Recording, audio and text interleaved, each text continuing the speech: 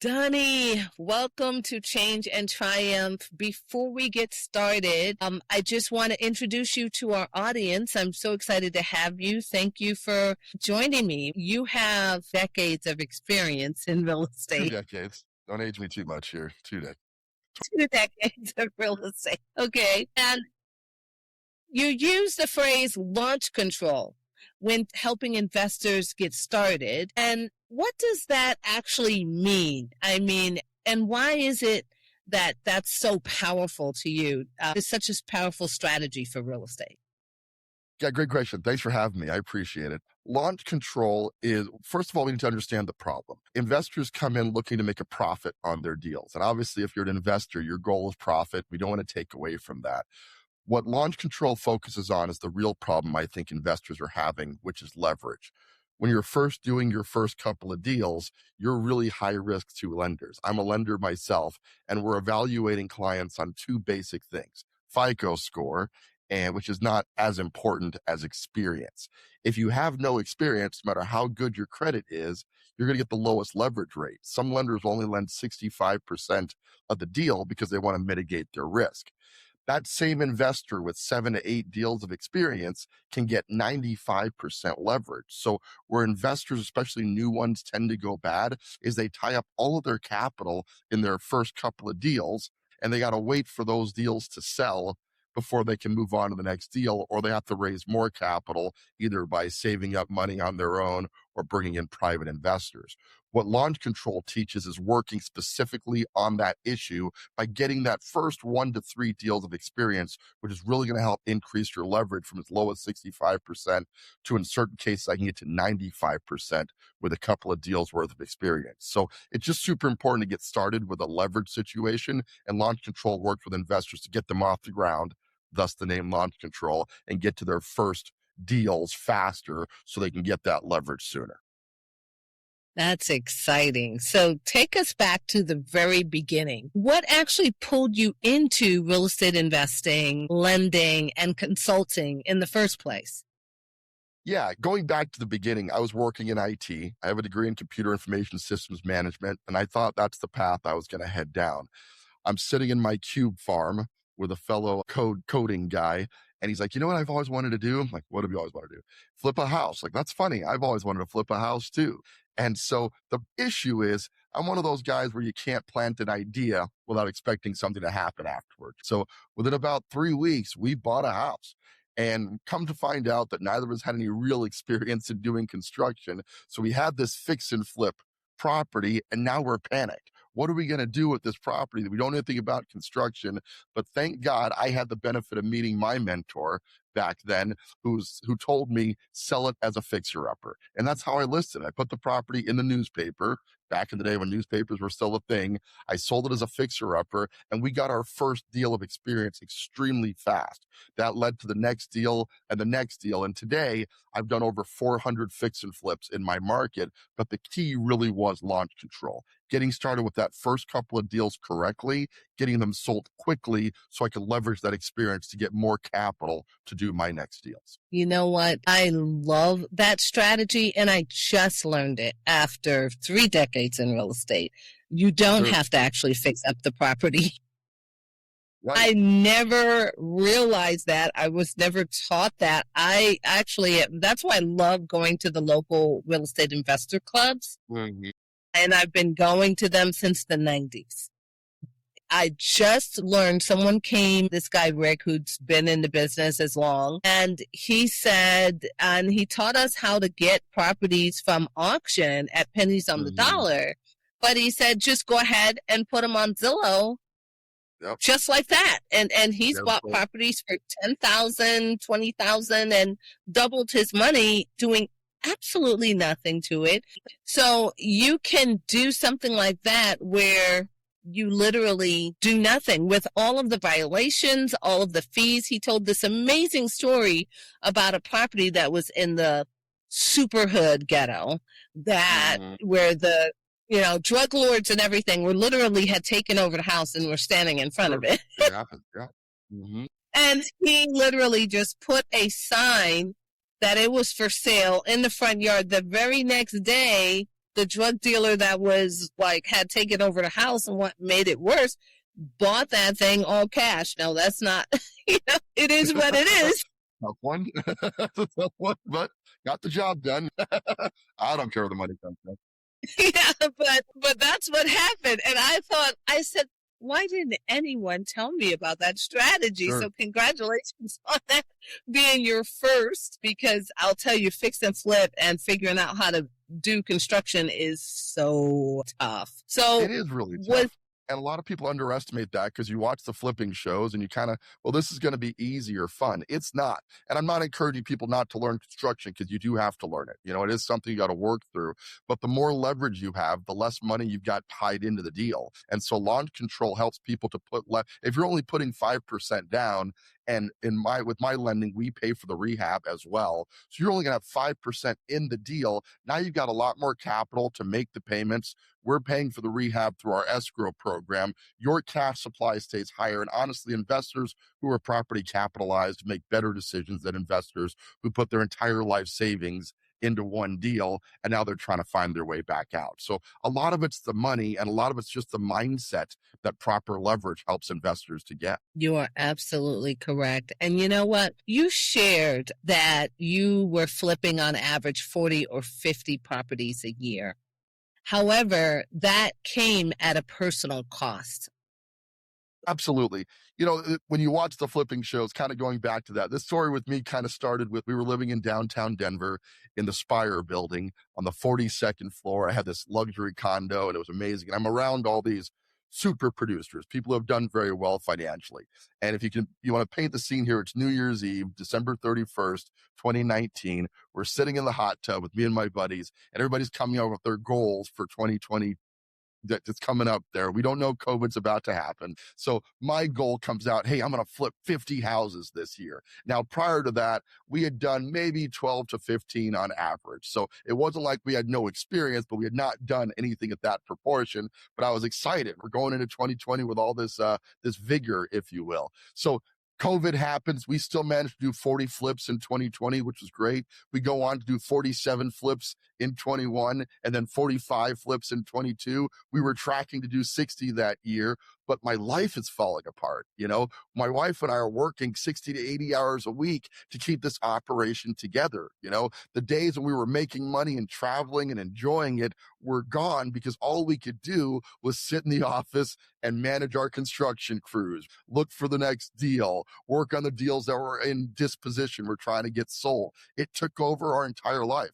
Before I know it, I'm distanced from my family. I'm not talking to my girls as much. My daughters became a distant part of my life. My wife and I's marriage started to struggle because we're working too hard. And although the bank account reflected a great deal of success, not having launch control, not having a system to grow gradually with the systems in place, the team, the financial structure, didn't really create a benefit in my life. It made me money, but it took a lot of other things away from me. So the part of the launch control that I help my clients to understand now is we're going to grow and we're going to get to the point where you can do 40, 50 flips in a year, but only after you've created the infrastructure in your business and personal environment. So it's a blessing to you, not a curse like it became for me. It seems like you've really had life experience to lend to your clients. Do you think that that is the thing that really helps launch control change people's lives? I know a lot of people are not even thinking about the personal side and the personal side effects of what can happen when you do make all that money. If you're not properly set up in operations, it's messy. Yeah, I think the personal experience really helps. You got all the gurus out there who, and gurus in air quotes. They read a couple of books and they watched some YouTube videos and suddenly they're flipping experts. I've got the real world experience 400 deals later to know that done properly, this is still one of the best investment vehicles. Real estate, we know, is one of the biggest wealth builders available to us, period.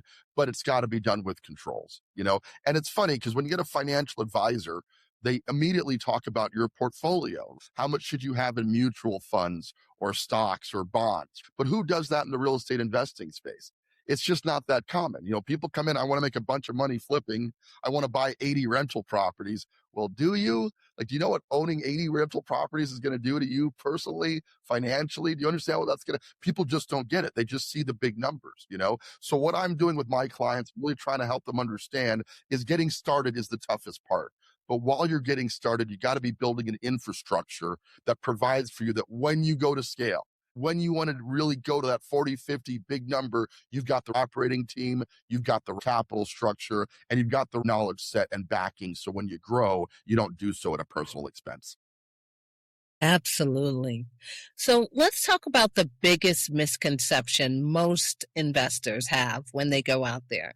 Why do so many new investors believe real estate investing is simple when in reality, every deal has its own risk profile? I can't tell you enough that every single deal has never been cookie cutter.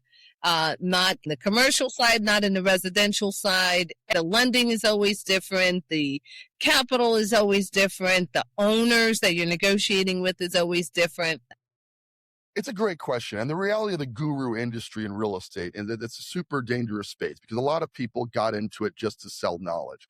I was blessed to have a mentor that was actually doing deals in the marketplace at the time.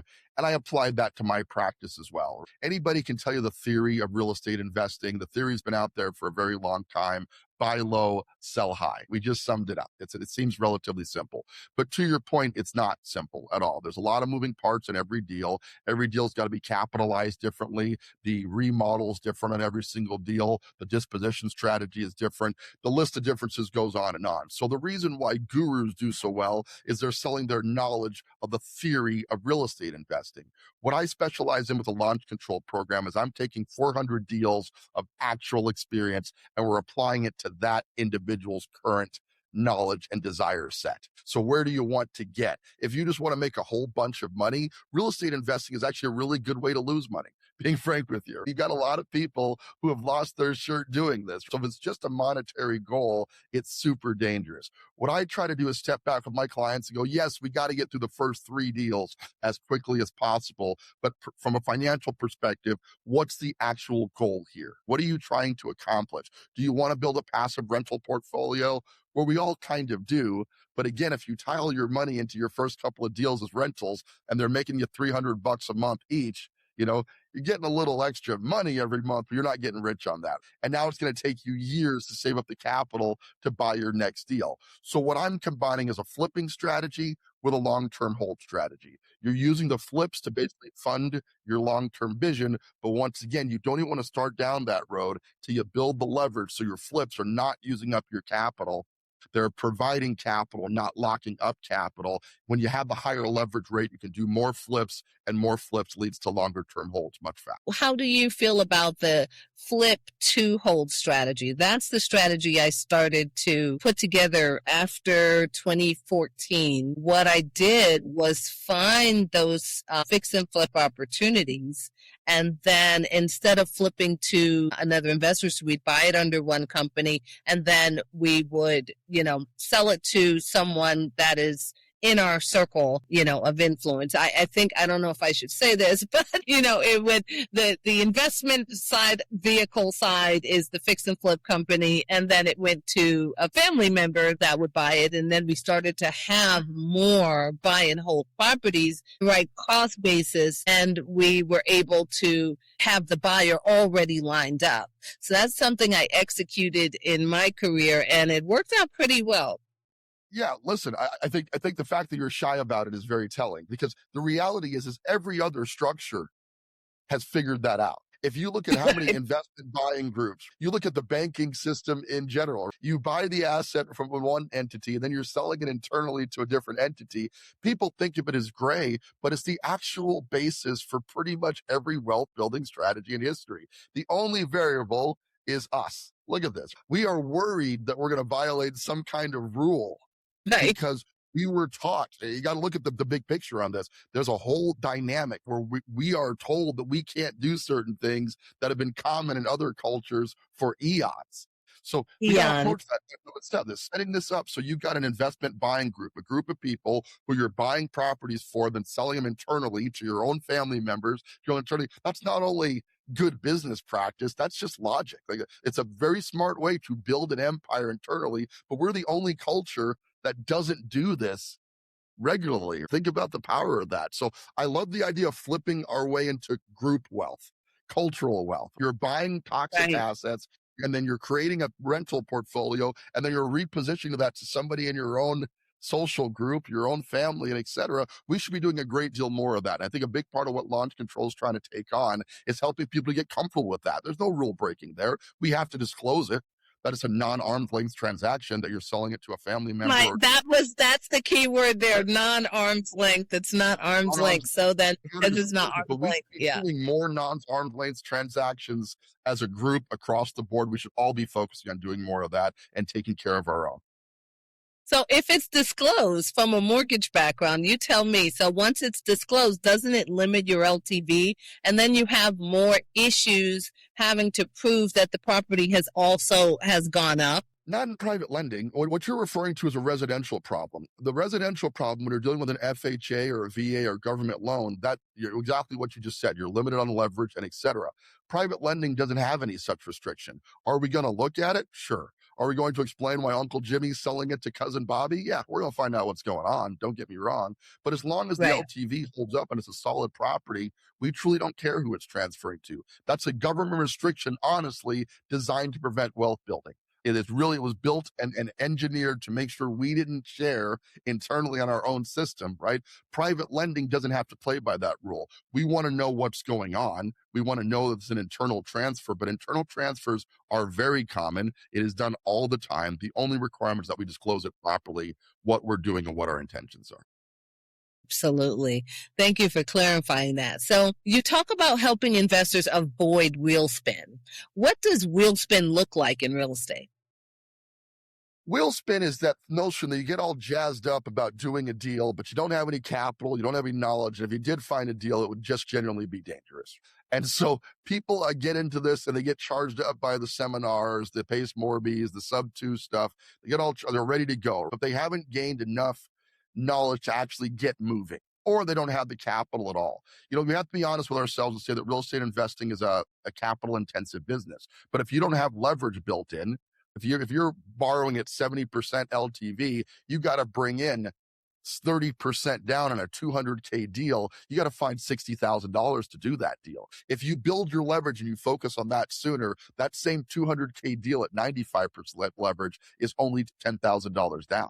So wheel spin is thinking about it. Man, I'm going to get going. We're going to get moving. We're going to do all these properties. You got to focus on what matters. How do we get this car moving forward first? And the key is that first deal. Because if you haven't done your first deal, you're at the highest risk ratio in any lending view because you haven't done this before. So your first deal not only needs to be profitable because you got to make money. Yeah, that's the goal, but it needs to be relatively fast. We're looking for deals that we can just paint. We can carpet, we can throw back on the market a little bit below retail. It sells extremely fast. And now you check the box for deal one, right? Then you go a month or so, you do deal two really quickly. Now you're at deal three by the end of the year. Suddenly you've got actual leverage. You're not spending your time spinning your wheels looking to save up capital you don't have. You can use your experience rating to walk into any lender and go, I've got 3 to 4 deals of experience. You can give me 90% leverage. And now you're putting only 10% down on that deal. And you're going to get there substantially faster than spinning your wheels without experience, just a lot of desire. And that's really what I try to help investors prevent. Don't get stuck in wheel spin. You're absolutely right. And many new investors do struggle with capital, down payments, and leverage. You mentioned that the first 3 to 8 transactions can build an investor's experience ratio, like you're saying. But why is experience so important when it comes to getting better leverage and lower down payment requirements, better financing terms? How are the lenders actually looking at you? Great question. Again, first thing we're building when we're working on private lending, and keep in mind, this is very different from the residential lending system we're all familiar with. In the private lending world, 2 things matter: experience and FICO. So we're going to get your track record. I want addresses. I want to know what you bought it at, what you sold it at, what happened in between. If you can plop a file down, you got to keep track of your deals as you're doing them, that shows that 3 to 8 deals experience, you're pushed to an entirely different set of underwriting. This is an experienced investor profile. We can give this individual more leverage because they've already proven they can do their first 3 to 8 deals. So it's not only important, it's the most important thing in this process is build your experience, because private lending runs almost exclusively on experience, credit score being a secondary thought. If you've got a ton of experience at a low FICO score, there are investors that will look past that. Like they really just want to do deals, right? But if you have no experience at all and a 780 FICO, you're still going to get a much lower leverage point. So because money is what fuels this engine, higher leverage equates into more deals, and more deals equates into even more leverage. So you really want to work on building that leverage portfolio and getting your experience out of the way as quickly as possible with less focus on profit. You don't want to take on a flip that may make you $100,000, but it's going to take you a year. Right? We much rather doing a deal where you're making $15,000 to $20,000, but you can get it done in 90 days or less, right? You're making the money quickly, you're showing your experience quickly, and you're building that experience profile much faster. That's going to help you to do more deals sooner. That is absolutely fascinating. I love your strategy there. But you know what? Guys like Grant Cardone say your first home should be kind of like what you're explaining, get that fix and flip done, and it shouldn't be an owner occupied. I believe the right way to do it, and all of us have a different opinion. I myself believe that if you're paying someone else's mortgage and you are renting out there, the rents are going through the roof, and you should lock in your first property with an FHA or VA or NACA loan. Is the absolute lowest down payment. And the first deal should not be a dream house, white picket fence, but I believe it should be a 3 or 4 family property that gets you in the game, and it solves one of the hardest underwriting issues for most of those private loans, which is you need to show that you have at least one property. Right now, I only know one lender, and you may know a lot more, but I only know one lender that'll do a deal with you when you don't have a property already. Yeah, no, you're 100% right. Lenders like to see that you own your own home before they want to put you into an investment property. But to your point, the goal here is wealth building. So regardless of what you buy, whether you're going to live in it, et cetera, you want to use that cheap government money when you can. An FHA loan, a low down payment loan, you want to use that as soon as possible. And you are required to own or occupy that property for a certain period of time, generally a year. But if you buy that first property as a deal, you're buying it with the mindset that I'm going to live in it while I'm working on it. Listen, I've lived in my flips for years and it sucks. There's no way around it. Like you wake up, the tile guys in your bathroom, like good morning, like good to see you. That's a nature of dealing with it. But talk about a great way to build wealth.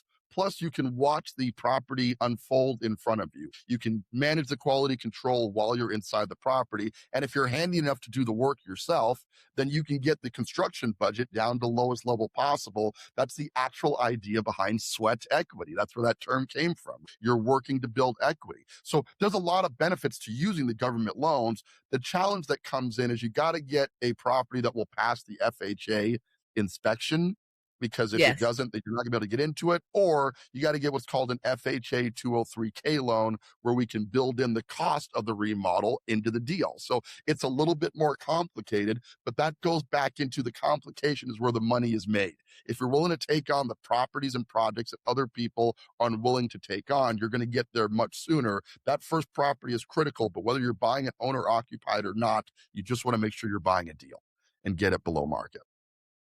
I'm glad you have that point of view. You know, I have helped so many people. People come to me for advice. I'm not in the mortgage industry at all, but people come to me for advice for that particular thing. And one of my friends actually went and bought, and I thought this was a great strategy because I saw 2 of my friends do this. I had referred them to the same thing I just said. And they went and bought a property in a great neighborhood that was a fixer-upper. So they were able to use a loan like that for the construction. They were able to get their dream of what they wanted also Yes. have the rental and get their first home at the same time for little or Amazing. nothing down. And both of those properties have appreciated more than double in 7 or 8 years because they chose the right neighborhoods. Plus, they did the work, they were able to get the remodel loan built in. So they managed that project, which means they got more equity out of the gate just for doing it. Money becomes the activity. It's not the appreciation is nice, but if you create enough activity where you're taking ugly properties and building that equity in them early on, you're going to be building wealth at a much faster rate. And that's really what it's about. Launch control, there's a lot of references to speed. I'm a car guy. I like my toys, is what it comes down to. But what I tell people is we're trying to get there quickly, right? Not in a lazy manner, but in a why wait 20 years, what we can get done in 3 to 5 years. Facts. Appreciation works, but it's slow. Let's buy the right properties up front, build that sweat equity early, roll that equity into other properties and build wealth much faster. Launch control helps you to get off the ground and get started with that. So you're not waiting 20 years to build that portfolio. You can do it much faster with the right strategy. Now, when you get into these communities, these real estate communities, you run into other guys that are doing wholesalers. So they're not the guys that are doing the fix and flips, guys and gals that are doing the fix and flips, but they're going to find the ugly house and then they're wholesaling. You had an experience you told me about where someone paid $50,000 in an assignment fee. Tell us about what happened on that deal. Yeah, in the private lending space, I get to encounter a lot of people. And one guy, he's a client of mine now and a good friend as well, but he came to me with a deal where on the numbers actually looked pretty good. And he was buying it, I think, for 200K, maybe I think it was 220. 220 he was buying it at. It was worth 300, maybe 315. So on the surface, the numbers looked pretty good. A little bit of research, though, I found out the wholesaler had picked up the deal for $170,000, which means he was paying a $50,000 on this thing. Now, listen, I'm a wholesaler at my core myself, so I'm not knocking wholesalers. I think they got to make a living too. But I also feel like 50 grand is a pretty big ask for locking up a property under contract, even if it's a solid deal. So I told him, I said, listen, you're just paying a lot for this assignment fee. We can find you an even better deal where you're not paying $50,000 out of pocket. Now, I think a reasonable assignment fee, somewhere between 10 and 20 grand. I don't think that's bad. If the numbers make sense, the wholesalers should make money as well. Some of my best deals have come from wholesalers, so I'm not knocking the system. But in this case, you really got to know if the wholesaler is going to make more money than you are on the deal. It may not be that great of a deal. Now, if it's still a great deal, even with the wholesaler making a bunch of money because there's no work needed on the property, you literally just turn around and put it on the market. Judge it on the numbers, not the wholesale fee. But just, in this situation, I found the guy a better deal with better margins without paying $50,000 in wholesale fees, that he's going to pocket that 50 grand instead of it going to the wholesaler. And I just think that's a better deal overall. You're absolutely right. And that is a red flag. I love that you are helping people look for and find those red flags. So, when new investors, they often calculate purchase price, rehab, but forget holding costs. This is one of my pet peeves.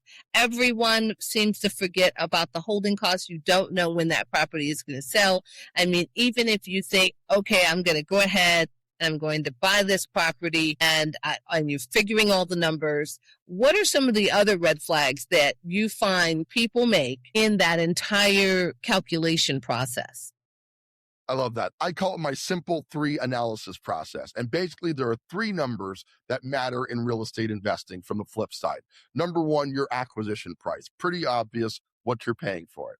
Number 2, your rehab costs. What are you going to put into it? And number 3, your disposition. Those are truly the 3 numbers that matter. But to your point, they're not the numbers that determine your profitability. Our target in launch control is looking for a deal where you're going to have a $50,000 gross profit. Now, this is a target profit. This is investing. There are no guarantees. We got to disclaim that, okay? But we're looking at a $50,000 gross profit because now we got to factor in your holding costs. We're building in 6 months. We're planning on you owning that property for 6 months. Hard money is generally running between 10 and 12%. So quick math says that at 12%, 1% of whatever you're financing is going to be your debt service on that loan. We also got to factor in that in this market, the buyer's going to ask for closing costs. And of course, we got to pay those real estate agents. They expect to get their money as well. So you take that gross spread of $50,000 that we're looking for on a basic deal, and we cut that in half. And that 50% margin that's remaining is your profitability after factoring in the agent commissions, your holding costs, and the buyer closing costs. So people, like you say, they're looking at the gross margin going, man, we're going to make 50 grand on this deal. No, you're going to gross 50 grand on this deal. We got to focus on that. Your gross spread was 50. Your net take home is generally, we target about 50% of that, factoring in holding costs and the other things that we know are coming when you go to dispose of the property. Do you feel that it makes sense for people to do a fix and flip and have leverage and rehab costs up to 75 cents on the dollar? Absolutely. Or 75 I think cents? and actually, to be frank with you, we can not ARV, but you want to, your total after should be 70% of the after repaired value. 70% is what you're targeting with repairs factored in. Okay. But that's an ideal deal, meaning if all the stars align and you can find a property for 70% minus repairs, then you should do that deal. And I mean, every time. But here's reality. The numbers percentage wise don't generally get this done. What we're looking for is gross margin. Okay. And if the gross margin, once again, is $50,000, your net margin should be half of that after you do the basic calculations of holding costs, commissions, and et cetera. But trying to live by that 70% LTV bracket has just never really worked in my experience. You got to go off of what do I want to make on this deal? And the problem is people go in hoping for too much. We all want to get rich on that first flip. I'm going to make 100 grand. I'm going to go buy a Ferrari after this. It's just not how it works. Your goal is to build a flipping system, and getting that system off the ground requires control. When you're launching control in a car, the reason they put that system in is if you've got an 800 horsepower Lamborghini, right? And you just floor it, your wheels are going to spin. You're going to drive all over the place. You're going to slam into a guardrail. With a system with control, launch control takes all the horsepower of what you have, your knowledge, your capital, etc., and it puts it into a controlled environment. We're not just looking to buy flips. We're looking to buy flips at different difficulty levels based on where the investor is in that moment. So we're looking for a lower gross spread on the early deals because we want to get through them fast because we're trying to build leverage. And then later on in the process, we're looking for the higher end deals that are going to make more profit because we have higher leverage, which means we're tying up less money in the deal. But now, to your point, your debt service has gone up. You finance more money, so you've got a higher payment going out the door. So you got to counter speed on that. But now your construction system's dialed in. Your sales system is dialed in, right? You've got some things that make it so when you get to that point where you can do better flips that pay higher, you've already built your systems and design early. So the key is where you are in the matrix at the moment. People are always trying to get there too quickly. My system is designed to help clients get there on a schedule, right? We're going to arrive, but there's no reason to be in a rush. Do simple deals early, make some profit, build your track record, and then do more complicated deals as you adapt that skill set. One of the things I love that you've done in your career is you have now built a completely vertically integrated model that includes acquisition, lending, inspection, appraisal, and possibly insurance. Why is having these services connected so valuable for your investors or for investors in general? Great question. And vertically integrated managed service providers have been happening for a very long time. If you look at Goldman Sachs, their real estate division is really a larger scale version of what I'm offering to the private scale investor. But the reason it's important is cost management. If you're going to have to buy all of these services anyway, you've got to acquire a property. If you're going to go into investing, and you want to acquire appropriately. With respect to the agents out there, not all agents are fully acclimated to acquire deals. The agent training doesn't really teach that. It teaches how to write the contract for a retail listing. So you need an acquisition agent who gets looking for a deal. I bring that in.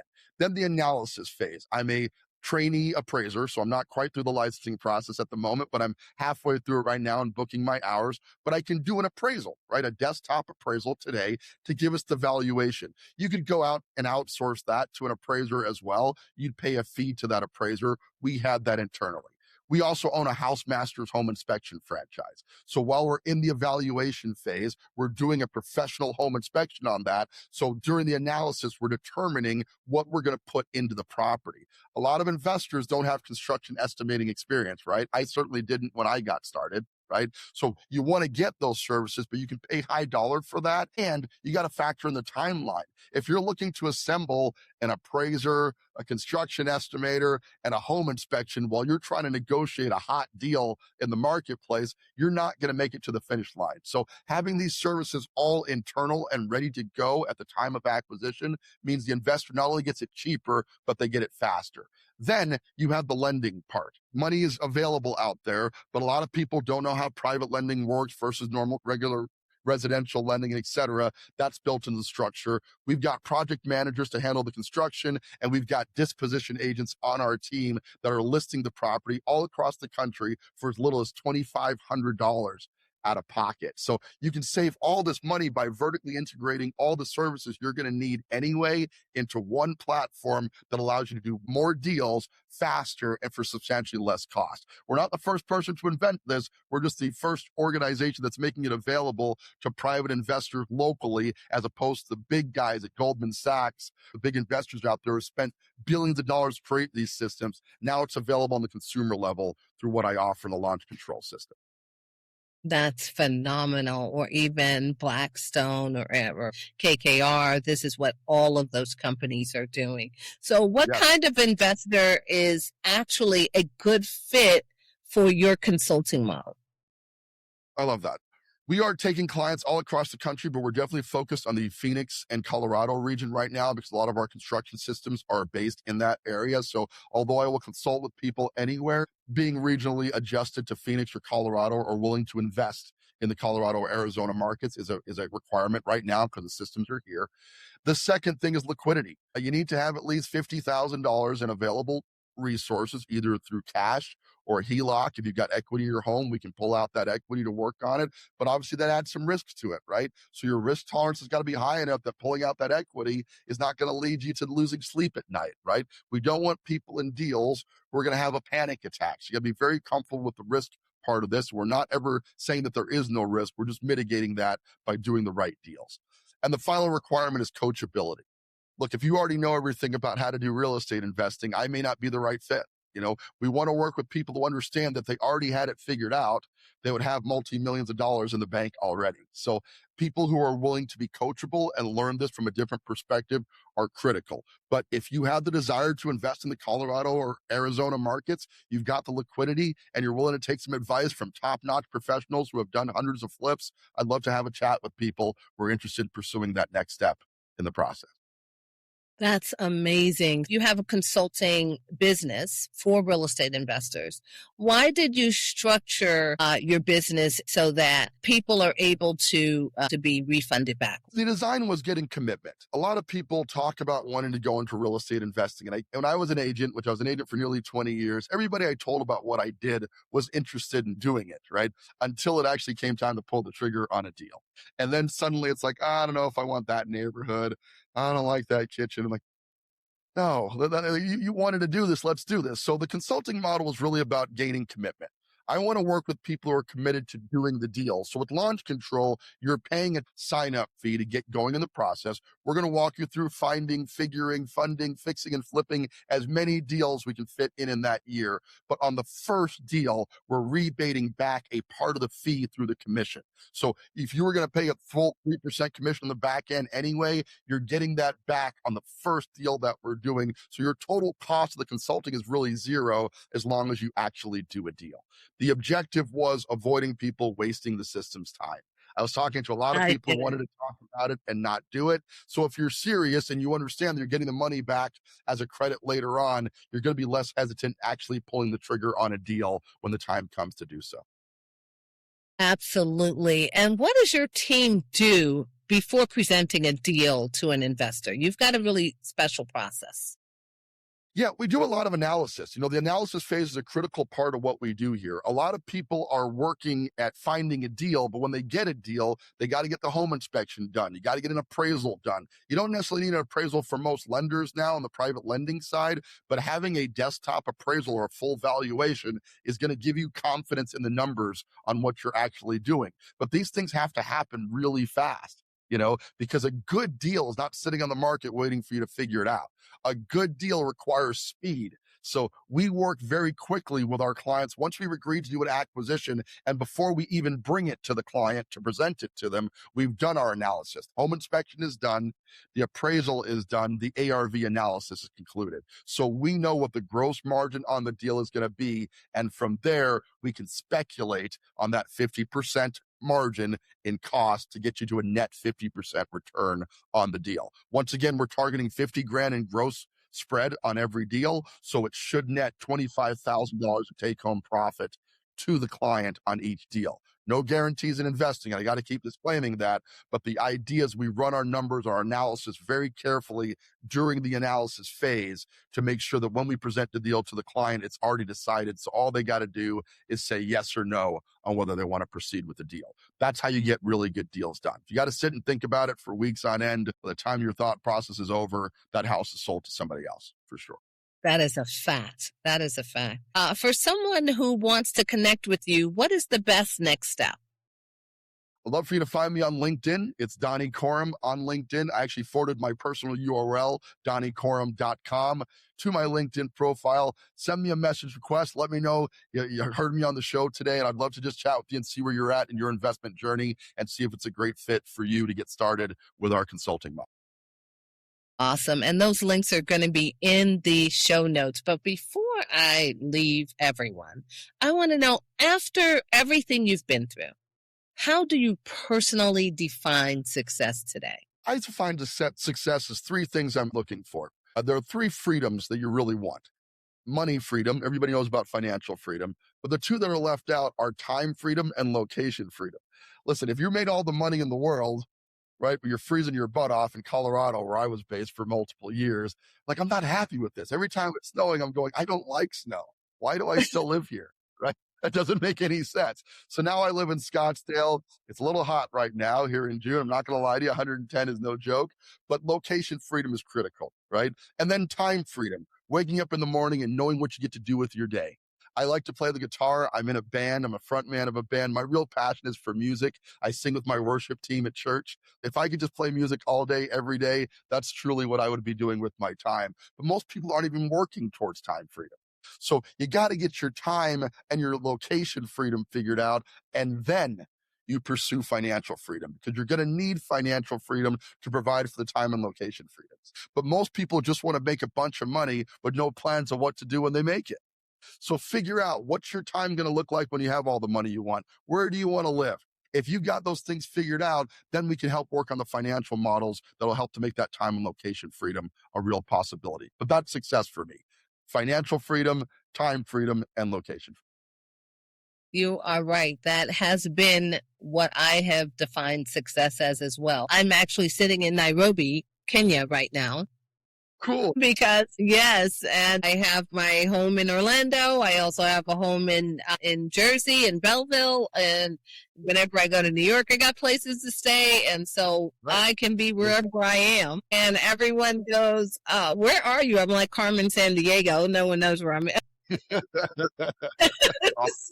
So location freedom has always been number one, and I get started when I finish sleeping, and that has always been number two. There you go. That's the right attitude. And I finish, and I go to bed when I get ready to, so it's like, I don't, the thought process of having to do what someone else says when they say to do it, and any of that has been like a rebellion for me for my entire life. Well, I think you've got to get angry. You got to get angry at the system. Why does somebody else control our time? Why do we have to live, like, I'm not knocking people who live in Detroit, right? But I've been to Detroit. There's nothing enjoyable about Detroit. The only reason to be in Detroit is to find a way to get out of Detroit, right? There are people who like the cold. Man, that's some people like the cold. That's those unique people. I respect it, but I couldn't do it. But yeah, listen, define what you want out of life is what I tell people. And the neat thing about real estate as an investment vehicle is you can do it from anywhere. Here you are in Kenya, right? Doing a real estate podcast. Like, you can be in this industry from anywhere in the world. So define where you want to be, right? And then build your portfolio and your life off of that. People get obsessed with buying rental property, but if the rental properties own you, because you got to be there to manage those properties. Yeah, you're getting a passive income, but it's still a job. The beauty of a properly defined flipping system is it can be done from anywhere. A good project manager is going to run the flip on your behalf, and you're putting money in and you're taking it back out. You take that money to buy fully managed rentals that you don't have to think about at all. They're just a afterthought in your life. But if you're buying heavily managed properties, you just created another job. Real estate can't be done from anywhere, but with launch control, we can show you how to get a real estate model that allows you to have the freedoms that you want to not only make a bunch of money, but be able to work from Kenya if you want, right? And live the life on your terms. And I think it's a really important part of why real estate is so amazing.